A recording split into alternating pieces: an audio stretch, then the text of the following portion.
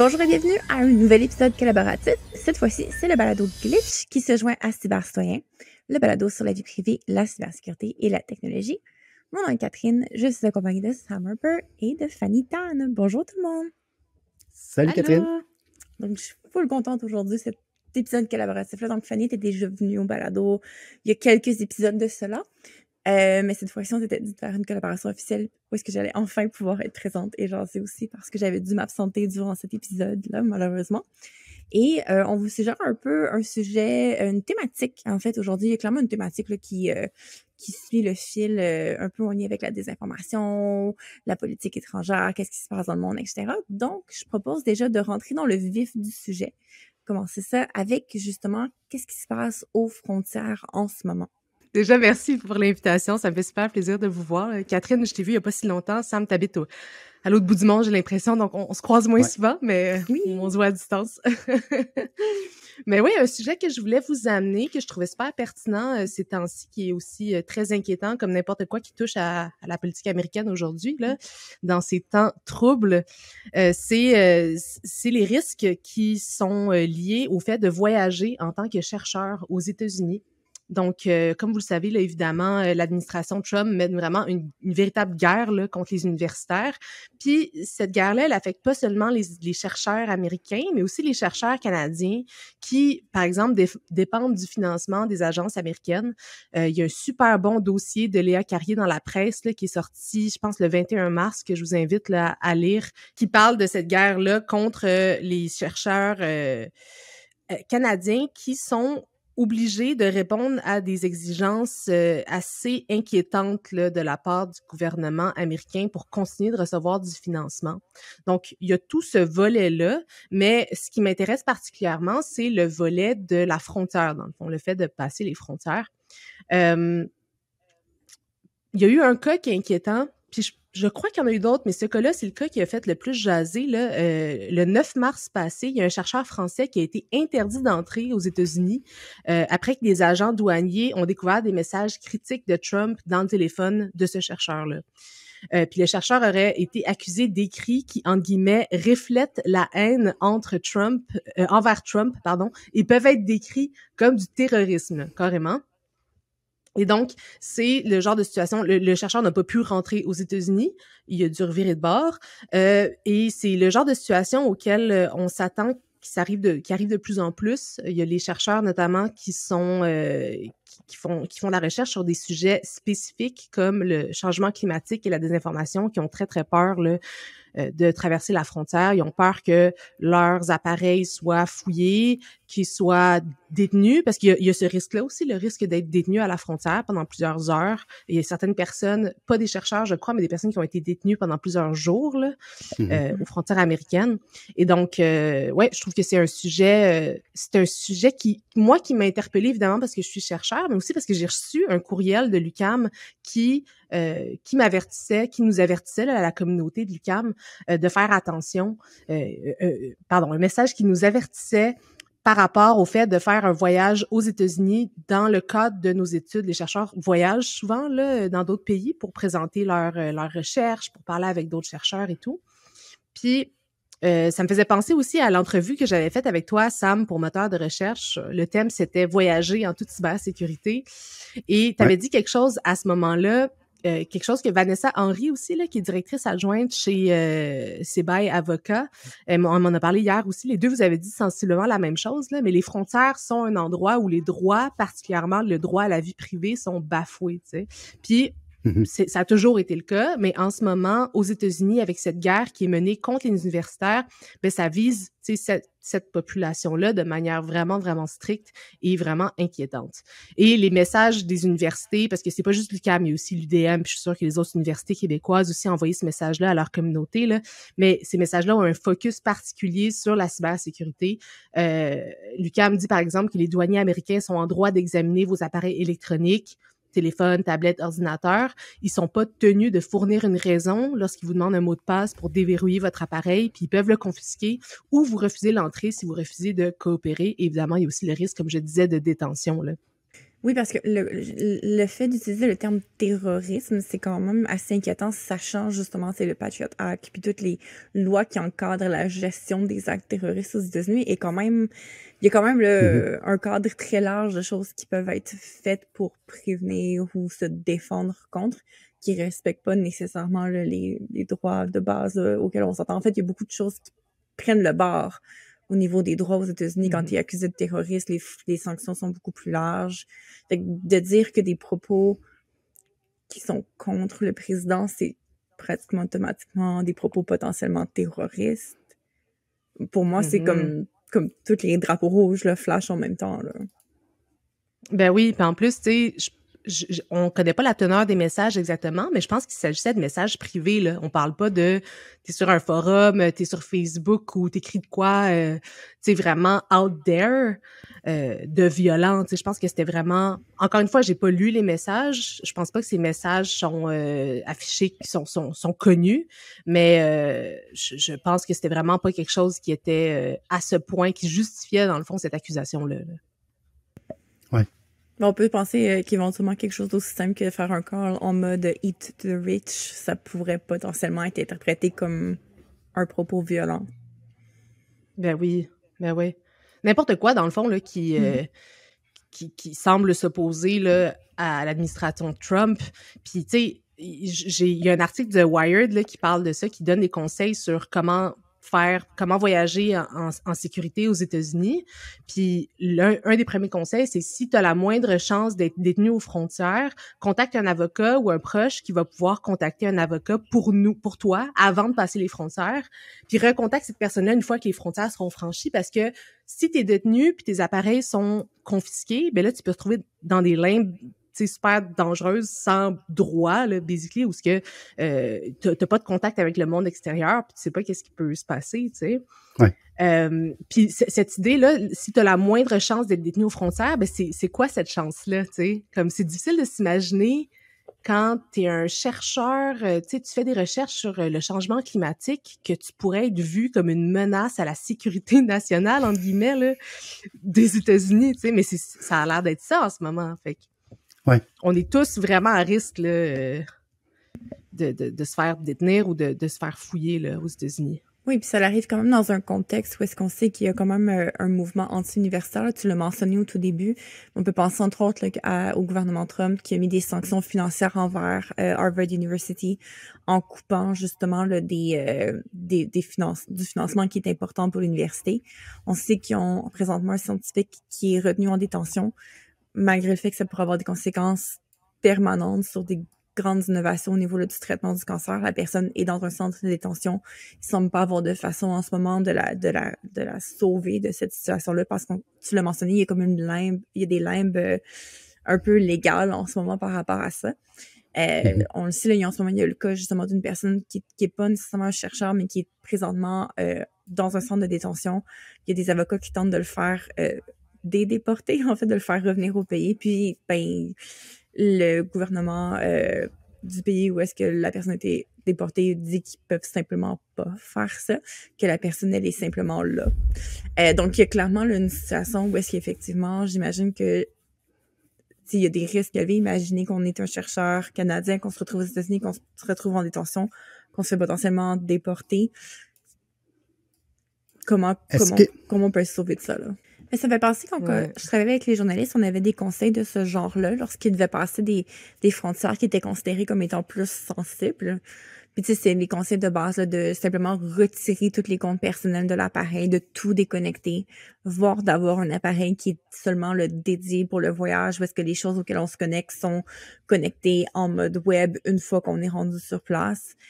Dans certains pays, ça pouvait aller jusqu'à l'idée de faire un staging de l'appareil, où est-ce que justement là, on mettait un peu des fluff pieces dans comme dans l'appareil pour démontrer qu'on n'était pas, que le journaliste n'était pas une personne qui avait des propos dangereux, là, où est-ce qu'on fait des petites photos devant comme une caméra pour montrer qu'on est bel et bien un journaliste puis pas un espion ou quoi que ce soit.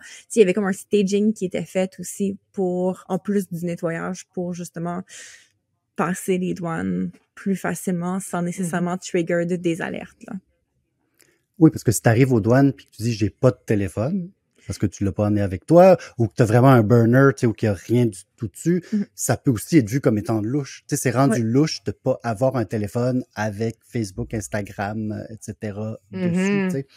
Alors que... Fait que des photos de papier, des photos à la plage, des photos devant une caméra, tu sais, pour montrer un peu, là, que c'est un téléphone qu'on sert. Fait que le staging, en fait, est une option, là-dessus. Puis, juste raconter une histoire dont je suis pas super fier, mais qui est un bon exemple de pourquoi il faut y réfléchir avant, puis pas dans le feu de l'action. L'automne dernier, j'étais allé aux États-Unis pour la première fois depuis 25 ans. Je pense que, écoute, ça faisait vraiment longtemps que je n'étais pas allé aux États-Unis. Et je suis allé pour passer l'examen là, du ESC Squared, là, le Certified in Cybersecurity. Puis, comme tu disais, j'habite à l'autre bout du monde, mais c'est plus proche pour moi d'aller aux États-Unis que d'aller en Ontario pour le passer. Fait que c'est ça. Fait que je m'en vais, puis j'avais les directions pour me rendre dans un courriel, mais sur mon téléphone. Puis j'avais comme pas pensé que ce serait brillant d'imprimer ça sur du papier, parce que, tu sais, qui est-ce qui imprime des choses sur du papier? Là, j'arrive à la frontière, puis là, tout de suite, c'est « Où tu vas? » Comme, je m'en vais passer un examen. Ah oui, pourquoi? Parce que j'aime ça la cybersécurité. Puis là, je commence à être un peu stressé. Puis là, il dit, t'as-tu une preuve de ton examen? Et comme un noob, comme un débutant, comme quelqu'un qui a jamais réfléchi à la sécurité pendant une seconde, j'ai tendu mon téléphone au monsieur pour lui montrer le courriel. Puis là, je le vois, il a mon téléphone dans les mains. Puis là, je suis comme, oh non. Je l'ai débarré, je lui ai donné. Puis tu sais, il a juste lu le courriel, il me l'a redonné, puis tout s'est bien passé. Mais c'est quasiment comme si tu n'avais pas un balado sur la cybersécurité vu la vie privée. Exactement. Puis tout de suite en partant, je suis comme, aïe, tu sais, c'est vraiment, tu sais, j'avais juste pas réfléchi avant de me rendre à, ah oui, ça se peut qu'il me donne si j'avais mon passeport, j'avais ci, j'avais ça. Mais j'avais pas pensé à, oui, ça me prend une preuve de où je m'en vais. Puis souvent, tu sais, je pense qu'il faut être très clair si vous traversez, de justement, vous savez c'est à quel hôtel que vous avez imprimé, par exemple, votre réservation, vous avez, tu sais, ces choses-là, là, faut être prêt comme à montrer patte blanche, puis à pas hésiter, là. C'est aussi genre l'ambiance, là, disons, si on peut parler d'ambiance, là, aux frontières, c'est tellement stressant, en fait, que je pense que ton cerveau est un peu court-circuité, tu sais, parce que tu te fais poser des questions de manière tellement agressive, en fait. Tu sais, je veux dire, je pense que c'est pas un gros statement que je fais, là. Personne aime ça passer les frontières, particulièrement les frontières américaines, là. Non. C'est vraiment quelque chose, là. Fait que moi, l'idée d'être détenu plus que 1 heure aux frontières, là, non, c'est terrible. Puis je trouve ça super dommage aussi, parce que comme il y a vraiment des belles opportunités quand tu fais de la recherche, là, de voyager, puis c'est poche, tu sais, de se dire, il y a tellement de chercheurs qui, il y a deux raisons principales pourquoi ils veulent pas aller aux États-Unis. De un, parce qu'ils veulent boycotter, tu sais, mais de deux aussi à cause de ces enjeux de sécurité-là, puis on peut pas les ignorer, ces enjeux-là, tu sais. Moi, il y a ma mère qui m'a demandé si je voulais l'accompagner en Chine l'année prochaine. Puis elle n'a jamais voyagé en Chine, mais son papa, il venait de là. Puis, tu sais, moi, je me dis, j'adorerais aller en Chine, ça a l'air d'être un super beau pays, tu sais, mais je veux dire, j'ai écrit des affaires critiques de la Chine, puis j'ai pas envie, là, en plus, Chine, vie privée, c'est sûr que toutes mes affaires vont être lues complètement, c'est sûr que je vais être considérée, justement, là, comme peut-être une menace, puis j'ai pas envie de prendre ce risque-là, tu sais.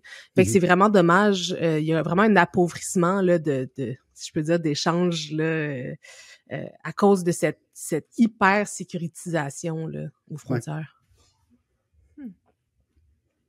C'est sûr que c'est facile de beaucoup parler de ce qui se passe au sud de la frontière, puis de tous les changements qui s'apportent au gouvernement, mais le Canada est pas tant éloigné de ces mêmes potentiels enjeux-là. On a juste à suivre un peu ce qui se passe au niveau électoral pour se douter que, justement, les mêmes trucs qu'on soupçonnait peut-être d'ingérence étrangère, etc., se reproduisent, le même genre de débat également.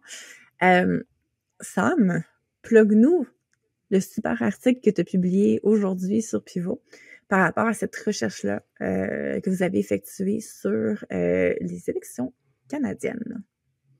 Pivot a fait affaire avec une firme française qui s'appelle Agora Atlas. C'est des spécialistes là, qui font de l'analyse de réseaux sur les réseaux sociaux. Fait qu'eux autres, ils analysent toutes sortes de réseaux sociaux, mais pour le but de cette enquête-là, c'était vraiment de regarder l'écosystème sur TikTok. Ceux qui ont vu, par exemple, mes présentations où j'ai déjà peut-être parlé de Maltego, vous savez que j'ai un amour inconditionnel pour les graphiques de réseau.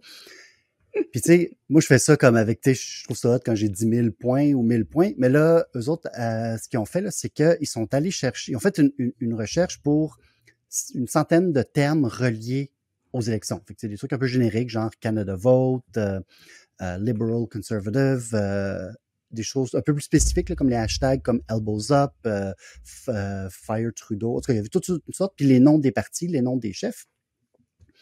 Ce qui leur a donné une quantité quand même impressionnante de vidéos. Ils sont allés chercher tous les vidéos de ces comptes-là.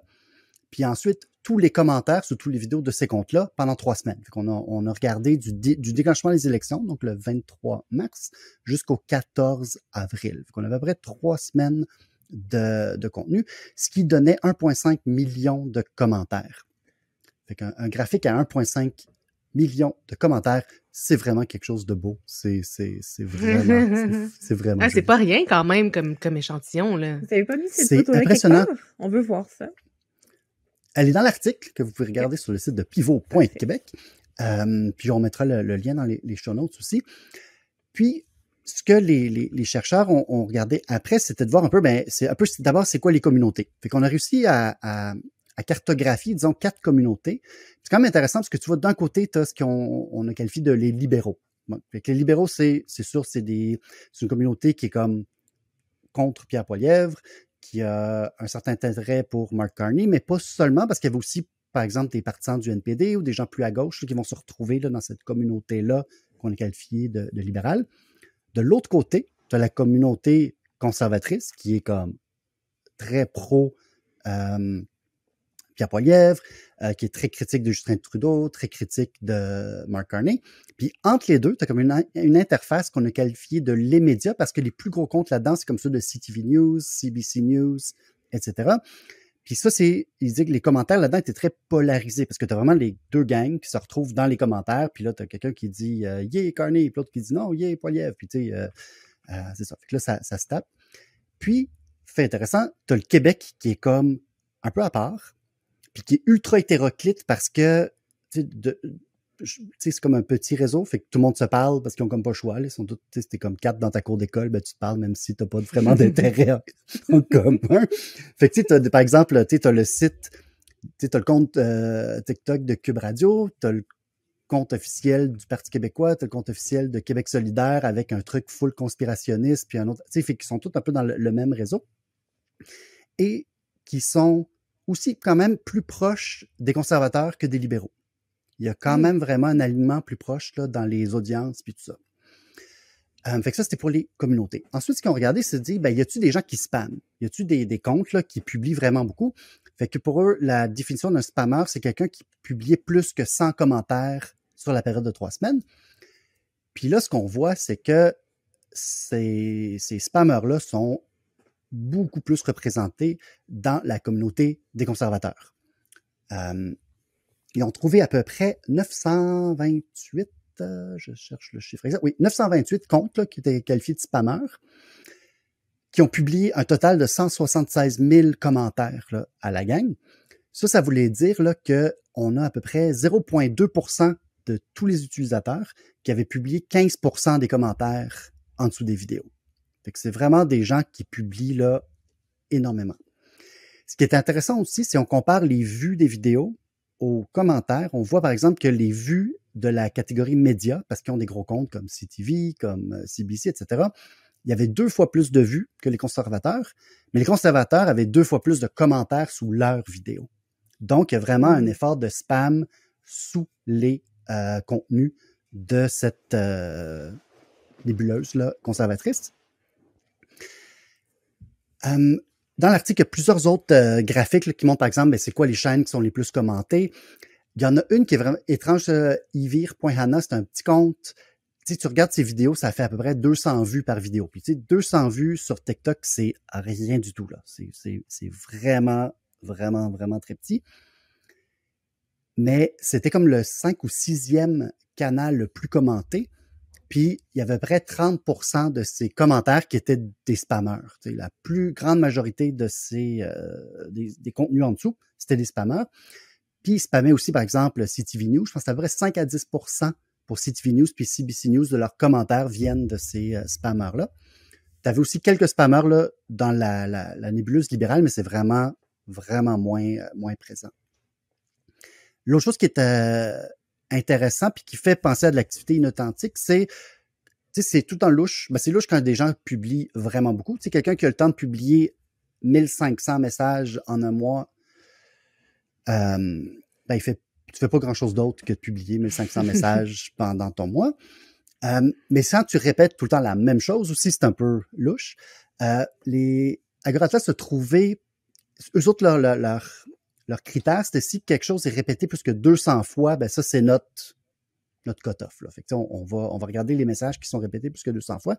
Puis, en ont trouvé un que sur les 16 000, fait que 16 000 commentaires, là, par exemple, qui sont des répétitions, ben il y a une des phrases qui est revenue 10 000 fois. Il y a 10 000 variations, soit des copier-coller ou des petites reformulations.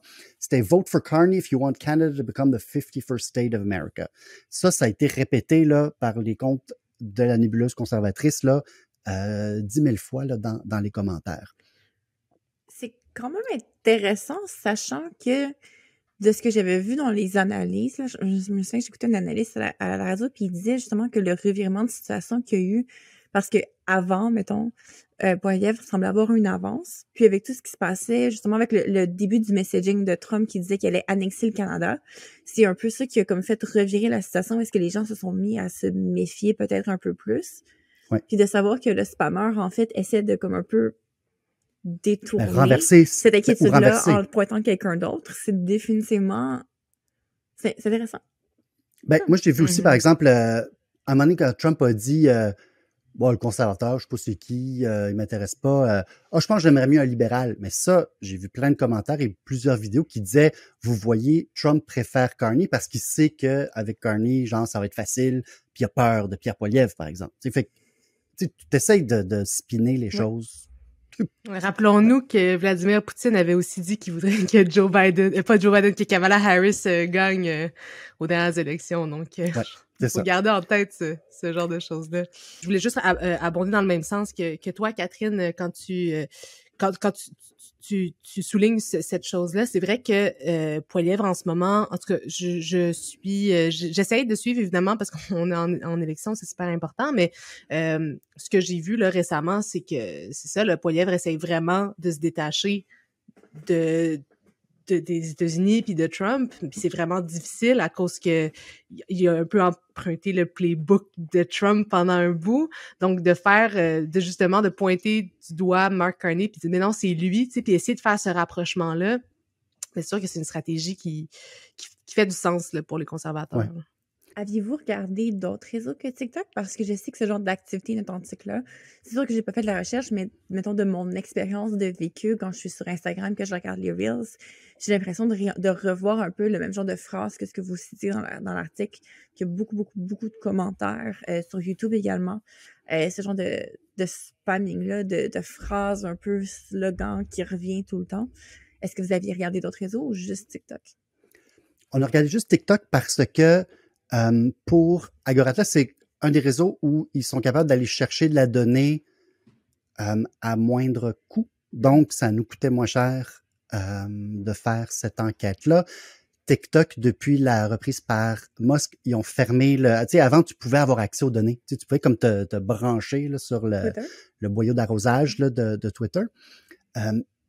Ce qui était une source inestimable là, d'informations, mais là, tu peux plus, puis ça coûte, je pense, c'est 20 000 € par mois pour avoir accès à la source. Là. Puis, tu sais, on n'a pas 20 000 € par mois. Surtout les chercheurs et les journalistes. Non, c'est ça. Fait le GoFundMe, Pivot, let's go. Mais j'ai regardé rapidement sur Twitter X, puis j'ai retrouvé les mêmes comptes dans les spammers, c'est ceux qu'on voit qui publient plein de vidéos puis qui se font commenter tout plein sous eux. Ben, j'ai trouvé au moins une dizaine, ça c'est en regardant genre 1 heure de temps, j'en ai trouvé comme 10, 15, 20 à peu près, Donc, c'est sûr que si j'y mettais le temps, on en trouverait beaucoup plus, qui faisaient juste republier des vidéos TikTok de ces comptes-là, et tu sais, comme juste pour essayer de créer un peu de l'engouement sur les autres plateformes. Puis on a vu d'autres trucs ce serait intéressant de voir les autres tentatives. Les chercheurs, parce que ça, eux avaient déjà étudié, par exemple, les élections en France, ils avaient regardé l'Allemagne, ils avaient étudié la Roumanie auparavant. Puis ce qu'ils me disaient, c'est que, oui, il y a de l'activité inauthentique qui est principalement le fait de comptes pro-conservateurs, donc, tu sais, qui vont spammer des commentaires dans le but que l'algorithme de TikTok dise « Oh, il y a plein de monde qui commente, ça doit intéresser les gens, donc je vais montrer ces vidéos-là plus souvent. » L'idée, c'est d'essayer de faire croire à l'algorithme là, que c'est plus intéressant que ça l'est en réalité. Mais ce qu'il n'a pas vu, c'est ce qu'il avait vu dans d'autres pays. Par exemple, en France, il y avait vraiment il appelait ça les raids. Fait que l'idée, c'était d'essayer d'attaquer l'audience d'autres comptes. Comme il me donnait en exemple une candidate de LFI, qui est le parti de gauche, la France Insoumise, là, qui est un peu comme, disons, Québec solidaire. Elle se retrouvait dans la communauté conservatrice, disons, du Rassemblement national, parce que sous ses vidéos à elle, c'était juste des commentaires de gens pro-Rassemblement national, le parti d'extrême droite, qui commentaient sous ses affaires.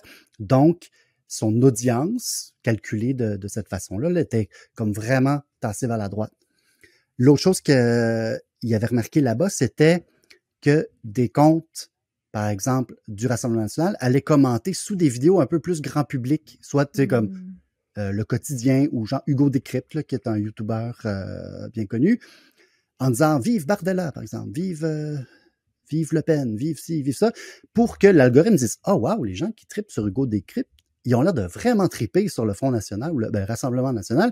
On va montrer plus de contenu du Rassemblement national aux gens qui aiment Hugo Décrypte parce que, clairement, il y a un engouement pour ça. » Fait que, tu sais, ce qu'il appelait des attaques à l'audience. Puis c'est un peu ce qu'on a vu en Roumanie, où, en décembre 2024, là, les élections présidentielles ont été cancellées là, par la Cour constitutionnelle du pays parce qu'il y a un rapport qui montrait que la Russie avait vraiment fait une campagne massive, là, principalement sur TikTok, qui est très populaire là-bas. Je pense que ce sont à peu près 19 millions d'habitants, puis il y a comme 9 millions de personnes sur TikTok. C'est comme presque la moitié du pays là, qui est sur la plateforme.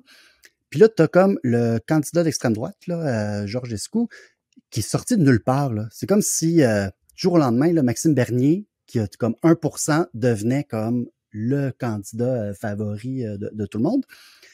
Puis eux, ils avaient vraiment réussi à mettre en lumière qu'il y avait des canaux, genre sur Discord, puis sur Telegram, qui coordonnaient les choses, qui disaient aux gens, mais c'est quoi les messages à passer, où, quand, comment. Puis là, tu avais des dizaines de milliers. Comme nous, on a trouvé 928 spammers, mais en Roumanie, c'est comme, je pense que c'est 15 ou 16 000, 25 000 comptes de spam. C'est une autre échelle. C'est une autre échelle de mettre des messages.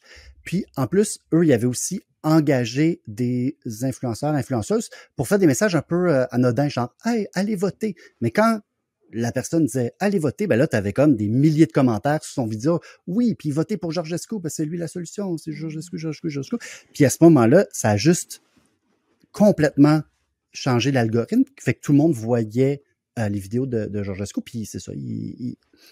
Donc, c'est ça. Fait qu'en ce cas, mais ça, on fait clairement, les gens qui en ce moment font une campagne d'influence sur TikTok pour essayer de promouvoir du contenu conservateur, c'est pas la même échelle que ce qui a été fait en France ou en Roumanie. Donc, c'est probablement pas un acteur étatique, c'est plus un acteur. En tout cas, on ne sait pas c'est qui, on peut pas savoir, là, mais c'est heureusement des gens moins bons, mais comme notre écosystème est très petit, on est malheureusement très vulnérable. Si quelqu'un voudrait le faire, ça serait pas très difficile parce qu'on est quand même un petit écosystème par rapport à d'autres pays. Là. Oui, Mais ça pourrait être une compagnie, une agence qui serait engagée. De relations publiques. C'est souvent ça, là. Oui, parce que c'est une stratégie d'astroturfing, essentiellement, là. Puis pour ceux qui sont moins familiers avec le terme astroturfing, c'est un peu le gazon plastique, là. Dans le fond, c'est d'aller répandre ce genre, d'aller créer une fausse présence sur les réseaux sociaux. Puis oui, ça peut servir à manipuler, de faire une attaque d'audience, comme t'expliquais, Sam. Ça peut servir à booster les audiences. C'est un peu l'équivalent de s'acheter des likes sur une plateforme pour justement faire paraître qu'on est plus populaire qu'on est. Mais ça peut également servir à convaincre les gens parce qu'il y a la notion qu'un mensonge qui est répété assez souvent devient la vérité là, sur les réseaux sociaux. Puis si t'es qu'une personne qui suit moyen l'actualité puis qui perçoit que tout le monde autour de toi, parce que c'est seulement ça que tu vois comme commentaire, vote pour quelqu'un, ça peut potentiellement t'influencer que c'est le meilleur vote à aller voir parce que ça semble être la majorité. Voire ça peut décourager les gens à aller voter parce que ça sert à rien si tout le monde a l'air de... si la bataille a déjà l'air perdue d'avance. Fait qu'il y a quand même un effet là, qui est important à considérer au niveau du astroturfing. Puis oui, c'est une technique de relations publiques un peu grey/dark hat, là, si on veut, mais ça reste une stratégie là, médiatique qui est connue, qui existe puis qui fonctionne.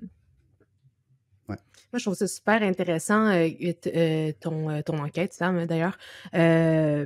Parce que, entre autres, à cause des le fait que ce soit les commentaires, tu sais, que tu as regardé, parce que je trouve que quand on parle de désinformation ou de ce genre de campagne d'astroturfing, on parle beaucoup des publications, tu sais. Ouais. Mais moi, je me passais la réflexion l'autre jour, tu sais, parce que j'étais sur Reddit, puis je réalise que comme quand je suis sur Reddit, puis que je vois des choses passer, puis des fois, je me dis, tu sais, je sais pas trop quoi penser d'un titre de nouvelle ou d'un titre de publication, mais je me dis, ah, c'est curieux, tu sais. Je sais pas où ce que j'en suis, je sais pas, je suis pas la personne la plus opinionnée, faut dire, donc souvent, je regarde ça puis je me dis, ah, ok, qu'est-ce que ça pourrait être? Beaucoup d'options dans ma tête. Puis ce que je fais pour me faire une tête, c'est que je regarde les commentaires, tu sais. Puis je sais que c'est vraiment pas qu'est-ce que je devrais faire. Je devrais ouvrir un nouvel onglet, faire des recherches. T'es pas toute seule. Veux pas, c'est un peu un réflexe. C'est normal. C'est normal, on est des créatures sociales, on se fie sur le jugement des autres, on a tendance à considérer que les commentaires, c'est des interactions qui sont censées être, du moins, tu sais, c'est des humains, c'est pas des compagnies, fait qu'on a tendance à faire plus confiance. Alors que dans les faits, tu sais, je pense que le nerf de la guerre des informations, c'est ça, là. Puis on en a parlé dans notre épisode, justement, là, du balado, on parlait d'astroturfing, on parlait de manipulation, d'opinion, de masse. C'est pas nécessairement dans le contenu. C'est vraiment dans les commentaires. C'est que chaque fois que tu vas poster, tu sais, c'est pas juste, mettons que tu es une personne qui est pas un faux gazon, puis que tu publies ta vraie opinion, mais tu vas être complètement attaqué, puis tu vas être inondé de commentaires de gens qui sont peut-être pas nécessairement des gens qui sont là de façon authentique. Fait que, puis le but, c'est de t'influencer, c'est de te débattre, de te décourager. Fait qu'il y a quand même, ça sert à quelque chose, là. Puis c'est effectivement, les commentaires, je pense que c'est un bon réflexe de peut-être s'y intéresser un petit peu plus comme outil de manipulation. Au-delà, là, on est en train de parler que l'IA, la désinformation, les fausses nouvelles. Mais tu sais, oui, peut-être, mais de manipuler les gens en leur faisant penser que tout le monde pense d'une certaine façon, c'est probablement beaucoup plus subtil et beaucoup plus dangereux à long terme. Il y a une question que j'ai en tête, c'est comment, tu sais, comme on est capable de voir, t'étais capable de voir que c'était une activité inauthentique, right? Puis ça, c'est super important aussi parce que c'est important de faire la distinction entre désinformation puis mésinformation. Tu sais, si on accuse toutes les personnes qui ont juste une opinion différente de la nôtre de faire de la désinformation ou des gens qui sont juste pas super bien renseignés de faire de la désinformation, tu sais, ça paraît mal puis c'est pas bon là pour c'est pas une bonne compréhension du sujet. Mais comment est-ce que tu sais si c'est, admettons, quand moi je pense à quelque chose d'automatisé, d'inauthentique, c'est des bots, mais comment tu sais si c'est des bots? Y a-t-il une manière de savoir clair si c'est un bot ou si c'est juste quelqu'un qui passe vraiment trop de temps derrière son ordi, tu sais? Pas vraiment. C'est ça le problème, c'est que c'est dans l'échantillon, puis je te dirais que le chercheur d'Agrothos, il reste quand même bien prudent dans ses conclusions, parce qu'on peut pas le savoir. Peut-être que c'est quelqu'un qui a rien d'autre à faire puis qui fait juste poster tous les jours. Mais à un moment donné, quand tu dis, j'ai comme 600 personnes qui postent vraiment beaucoup sous les mêmes 10 chaînes, qui a 10 000 fois les mêmes phrases, là, tu commences à dire, regarde, ça fait un peu coordonné, cette affaire-là. Tu sais. Ouais, la répétition de certaines. Est-ce que c'est des bots, genre, automatisés? Est-ce que c'est des employés assis derrière un ordinateur puis que c'est leur job pendant 8 heures de poster des commentaires? Tu sais, il y aurait de l'étude de plus qui pourrait être faite pour essayer de le voir. Sur TikTok, il y a quand même des difficultés parce que t'as pas toute l'information. Comme tu sais, sur Twitter, tu peux savoir quand le compte a été créé, par exemple. Avec un des signes sur Twitter, X maintenant, c'est par exemple, tu vas voir comme en Roumanie, par exemple, c'était beaucoup des comptes qui étaient dormants, puis tout d'un coup, là, ils ont commencé à être actifs ou ils venaient d'être créés dans le mois avant. On a vu dans le cas de Johnny Depp et Amber Heard, par exemple, que c'était les comptes là, qui propulsaient le narratif contre Amber Heard. Ben, 2 mois avant, il parlait une autre langue, puis il parlait d'autre chose. C'est quand même flagrant comme c'est comme... Fait que là, t'as comme maintenant, je suis un monsieur texan, puis je suis vraiment pro Johnny Depp, mais il y a 3 mois, je sais pas, j'avais des opinions vraiment poussées sur, je sais pas moi, les pipelines dans la mer Caspienne. Je sais pas Cette personne n'avait jamais parlé du Pirate des Caraïbes avant. C'est ça. Fait que je pense qu'on peut pas vraiment dire, c'est un peu dur d'être affirmé, mais ça pointe vers là qu'il y a vraiment une tentative d'essayer quand même de pousser le message. Est-ce que c'est des gens ultra motivés? À un moment donné, tu dis, ben écoute, poster 80 vidéos par jour, 100, 120, 130 commentaires par jour, ça commence à faire beaucoup pour quelqu'un. Puis quand tu en as 800, ouais, tu dis, OK, là, ça fait vraiment... Ça fait plus ce qu'on dit inauthentique. Mais c'est sûr, tu pourras jamais... En tout cas, tu pourras pas jamais, mais c'est très difficile de dire oui, c'est des bots, c'est ci ou c'est ça. Ah, c'est intéressant. L'entreprise aurait plus de données. Ils savent à quelle adresse IP les gens se sont connectés, ils savent c'est quoi les courriels utilisés, etc. Fait que là, peut-être qu'on aurait plus d'informations, mais c'est pas facile. Là. Mais non. Puis c'est important de rester prudent aussi, là, de justement de le suggérer, de dire, ça peut porter, ça tend à montrer que c'est ça, mais on peut pas non plus le... Mais je pense puis ça a ressorti. Puis, tu sais, moi, je n'avais même pas réalisé ça, mais les partis politiques sont à peu près absents du graphique. Quand tu regardes, tu vois CBC News, CTV News sont comme gros, tu as des influenceurs conservateurs et libéraux qui sont visibles. Puis c'est souvent ça, c'est des gens, des créateurs, créatrices de contenu qui font des vidéos. Mais les partis sont pas là. Puis là, je suis allé regarder lesquels. Puis le NPD puis Jack Meeting ont des comptes TikTok qui alimentent. Mais comme il y avait relativement peu de commentaires sous leur contenu, ben, ils n'ont pas apparu dans la cartographie. Parti libéral n'est pas là. J'ai parlé avec un représentant du parti qui me disait on peut pas commenter parce qu'on est en pleine campagne, mais on a des audiences ailleurs, puis on n'est pas sur TikTok. Le Parti conservateur m'a répondu, puis ça, je leur en veux un petit peu, là. Ils m'ont envoyé ça 2 minutes avant que l'article était prévu pour aller live. Fait que là, il a fallu que j'aille changer ma phrase, que genre, ils m'ont pas répondu pour écrire que le Parti conservateur et son chef Pierre Poilievre n'utilisent pas TikTok. Fait que c'est ça leur seul commentaire. Mais ils sont pas là. Ce qui aussi est peut-être un désavantage parce qu'on laisse le champ libre aussi aux acteurs de prendre plus de place parce que les comptes officiels sont pas là. Ça nous amène un peu sur le projet sujet, transition, qui est justement dans cette bataille-là d'essayer de justement contrer cette désinformation étrangère-là. On ne s'en va pas dans la bonne direction. On revient un peu avec nos voisins du Sud. En fait, le seul bureau du département d'État américain qui était dédié à la surveillance et à la lutte contre la désinformation étrangère a été démantelé. L'annonce a été faite tout récemment, au moment où on enregistre le balado, par Marco Rubio. Et ce bureau-là s'appelle le Counter Foreign Information Manipulation and Interference Hub. Donc, c'était quand même un petit bureau, là, somme toute. C'était pas une entité gouvernementale qui avait énormément de budget ou énormément de ressources, mais c'était quand même une entité qui essayait de démanteler justement ces réseaux-là de désinformation étrangère. Puis ce qu'il faut savoir, c'est que cette entité-là, en fait, elle avait déjà été accusée là, par des médias conservateurs, dont le Daily Wire, qui a été fondé par le infamous Ben Shapiro. Dans le fond, il y a... Ben. Il y a... En fait... Ben. Non, ce petit monsieur-là, je pourrais en parler longtemps. Dis pas son... Là, t'as failli dire son nom 3 fois, là. Si tu le dis 3 fois... si tu le dis 3 fois, il apparaît. C'est comme Beatles. On veut le summon. Mais oui, il avait accusé, en fait, que le bureau, en fait, faisait de la censure déguisée en privant de revenus publicitaires la chaîne. Ce qui est un peu ironique, là, c'est la chaîne qui dit vous êtes financé par des agents étatiques russes pour dire des choses outrageuses sur la politique. Puis en fait, de juste se retourner et dire on est censuré parce que je peux pas accepter un gros chèque du Kremlin. Bref.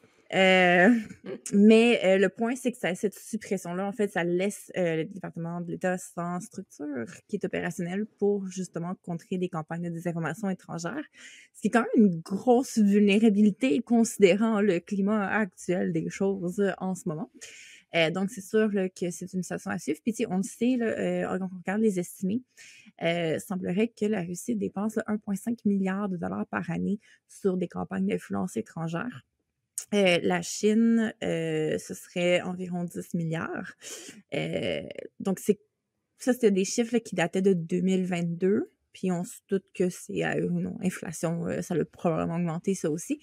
Mais bref, le point, c'est que c'est quand même, parmi toutes les choses qui se passent, c'est quelque chose que j'ai pas vu beaucoup fait parler dans les nouvelles. C'est quelque chose qui est tombé un peu là, sur mon radar là, complètement par chance, que j'aurais probablement manqué la nouvelle là, sans un partage d'une personne en particulier que je suis sur Blue Sky. Mais c'est un peu fou qu'on n'en parle pas, en fait, carrément. Là, j'ai pas vraiment vu là, de gens en parler, j'ai pas vu d'outrage. C'est sûr qu'il y a comme 40 000 autres choses que les citoyens américains ont à se soucier en ce moment. Mais celle-là, pour moi, c'est quand même un peu là, un gros pas dans la mauvaise direction en ce qui concerne la désinformation politique. Mais je pense que, en fait, on est tellement habitués depuis l'investiture de Trump que de voir les États-Unis par eux-mêmes juste descendre leurs barrières complètement. Là.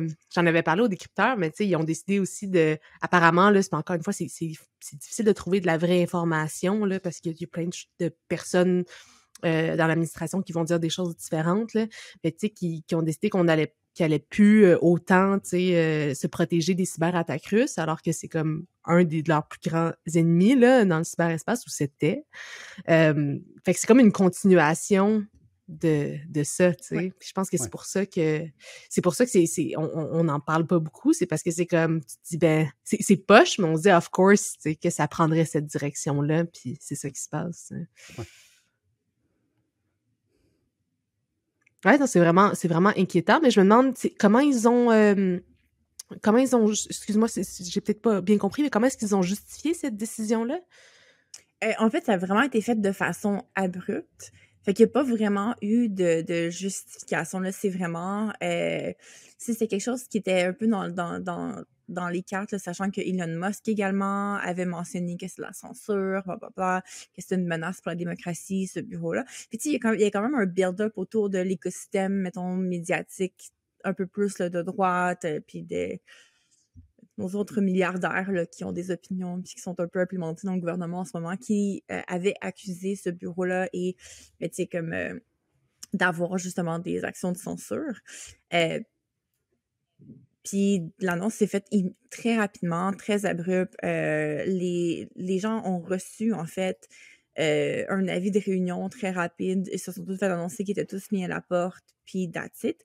C'est un autre décret présidentiel là, parmi tant d'autres. Puis cette décision-là, en fait, particulière, faisait partie du décret. Et puis ça fait un peu 1989 là, comme nom de décret là, contre la censure et pour la restauration de la liberté d'expression, le nom traduit librement de ce décret-là. Puis, dans le fond, dans l'objectif de... Dans le fond, l'accusation officielle du décret, c'était que sous le couvert de la lutte contre la désinformation, le gouvernement fédéral avait violé les droits constitutionnels de la liberté d'expression des citoyens américains en imposant un récit officiel sur les questions majeures de débat public. Et donc, il justifiait le démantèlement du bureau de cette façon-là. Mais très rapide, mais tu sais, comme tous les décrets là, qui passent depuis justement l'entrée en poste de Trump, là, où est-ce que c'est des choses qui se passent hyper vite, les choses bougent, t'as à peine le temps de comme te dire comme oh non, pas ça, il y a comme un autre événement qui se passe. Puis je pense que c'est un peu là, une des raisons pour laquelle ça a tombé entre les cracks des lanceurs d'alerte puis des gens qui surveillent un peu ces choses-là, c'est que c'est une chose parmi tant d'autres là, à travers ce paysage-là. Mais ouais.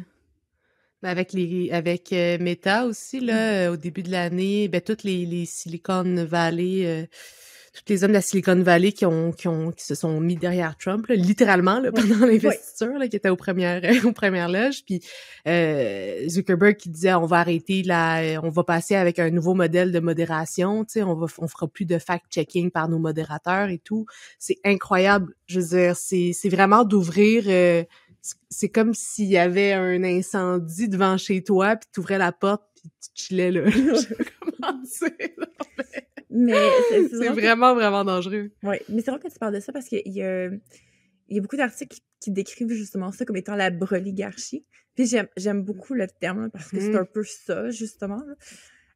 Cette notion de ce pouvoir-là, des bros là, qui... Zuckerberg qui avait dit qu'il fallait que Facebook soit plus masculin. Qu'est-ce que ça veut dire, man?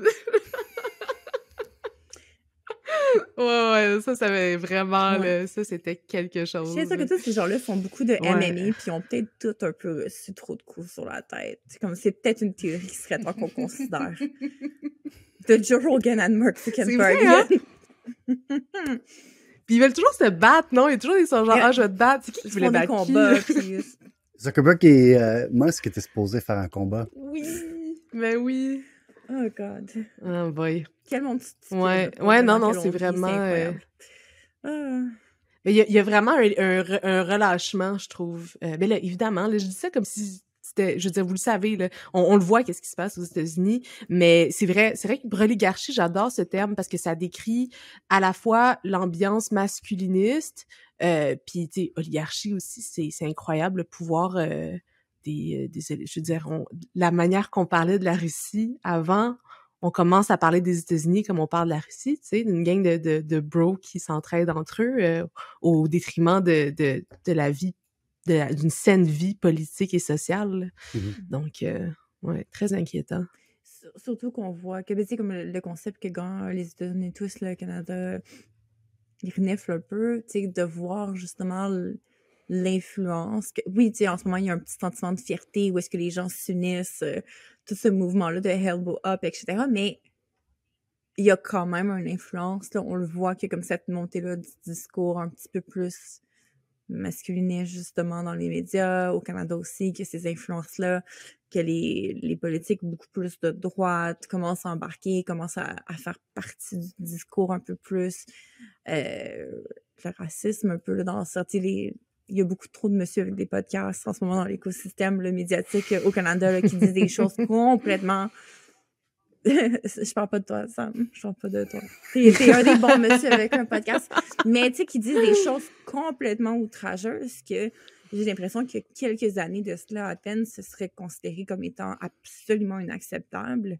Alors que là, maintenant, c'est dit là, sans aucune... plus, là, genre, c'est aussi acceptable de dire ce genre de choses-là, qui sont des propos souvent ultra haineux, violents.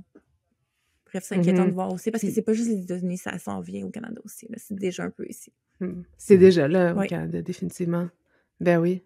Ben, toi, Sam, tu le sais, là, t'as fait quand même une couple d'enquêtes sur les groupes néo-nazis, qui, tu sais, les stratégies aussi de ces groupes-là, c'est de se normaliser, tu sais, aux yeux des gens. Fait que, faut vraiment rester à l'affût. Ouais. Un autre balado hyper positif de cyber-citoyen, définitivement. C'est notre marque de commerce, il faut l'assumer pleinement. On est une dose de bonne humeur bi-hebdomadaire. D'espoir, de joie, de rire. Ah! Bref, sur cette note, je propose qu'on termine notre première collaboration avec Glitch, Fanny Tan de Glitch. Pas notre dernière, j'espère. J'espère qu'on va pouvoir refaire ça ensemble. C'était super le fun de t'avoir ce soir avec nous. Merci. Pour l'audience, si vous aimez le balado, vous pouvez nous aider à le faire connaître en en parlant autour de vous. Faites un peu d'astroturfing dans les commentaires en nous disant qu'on est donc bon, you know. On va envoyer nos potes. Mettons des 5 étoiles, écrivez-moi partout. Abonnez-vous pour rien manquer. On dit merci à DJ Mutant pour un sonore et on vous dit à la prochaine. Bye. Bye!